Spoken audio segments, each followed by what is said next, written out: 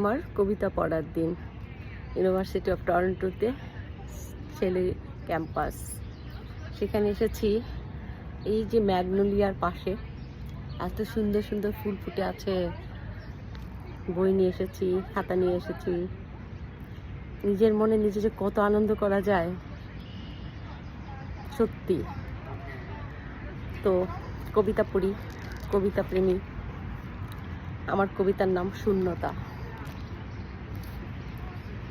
এক প্রগাঢ় শূন্যতা নিয়ে জেগে উঠি প্রতি ভোরে। হু হু করে কেঁদে ওঠে আত্মা। তারপর ভাবি একটি সোনালি সকাল, উদিত সূর্য, সব অভিশাপ মুছে যাবে। আবার হেমন্তের পাকা ধানের মৌম গন্ধে ভরে যাবে উঠান।